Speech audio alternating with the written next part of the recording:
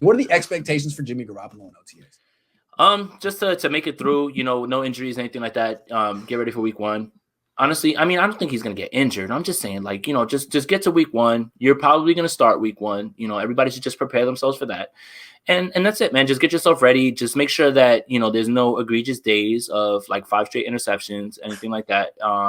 And just, that's it, man. Just I disagree with you here, man. I'm just gonna flat out disagree with you. I wanted to lower the expectations for Trey. I want to raise them way high for Jimmy. Man. What does he need to do? Jimmy, you're almost 29 years old.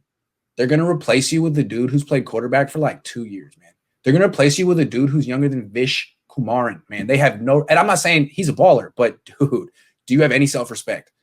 This is your team. You've been in this offense for 4 years. You need to ball out, dude. We need to see your best offseason.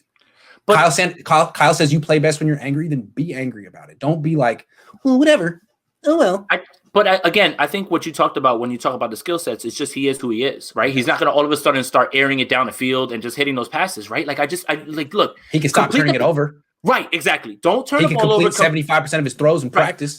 Complete the wide open throws that are there that Kyle's going to, and just be. I don't want to hear anything about Jimmy Garoppolo. That's my expectation in the OTAs. I don't want to hear anything. I don't want to hear anything that like he's terrible or he did this. I want to hear he's solid, straight across the board, straight up, just ready to go for week 1. That's it. I don't want to hear anything else than that. That's it. Snacks keeps asking you if you're a paid actor. Yep. Is a paid actor like those guys in those like conspiracy theory things? Like when people said that Kobe thing didn't happen, they were saying like the people in the interview. Well, like Q? Actors. Yeah, pretty much. What conspiracy theory I don't get it, man. You guys, sometimes my comments make zero sense, but that one actually makes sense because I was part of the QBQ collective, like when it came to Justin Fields, like the Q, like the straight up tinfoil hat, right? And everything, all that stuff. So I could see that, honestly. All right.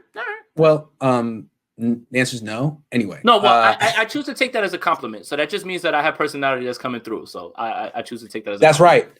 So Jimmy, I don't know, man. I feel like if you don't show something, if you don't step your game up now, like look what Aaron Rodgers did. They drafted Jordan Love. And he got mad. I'm not saying I was about to say, yeah. He got mad and he freaking won the MVP. Or look at what happened when the Patriots drafted you. What did Tom Brady do?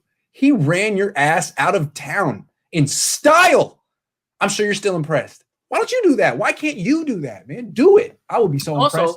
Also, one more thing that he should be taking on is let alone, all right, cool. You're upset that they picked somebody to replace you. You're playing for your next team. You better have that chip on your shoulder because if you don't do anything this year, or if you get injured, or you play subpar, your time as a starting quarterback, your starting quarterback time in this league is over, and you'll be a career backup.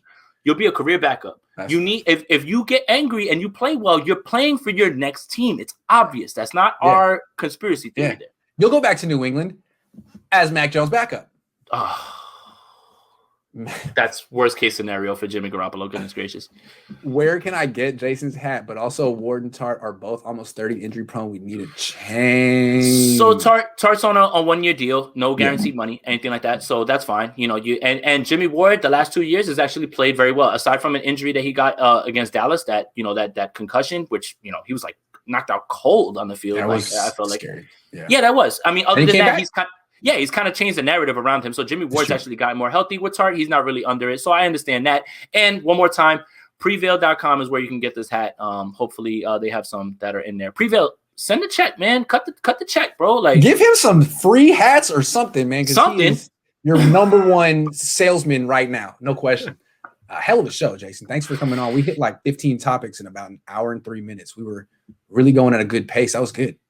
Yeah, great. You know what it is, man. I mean, I'm not like I said, man. I'm putting up 45 in a flu game next week, man. Like straight up. So I don't want to put any pressure, but if you're down, I'm always down to have you because I'll pencil me in. That's why you get an eraser or whatever.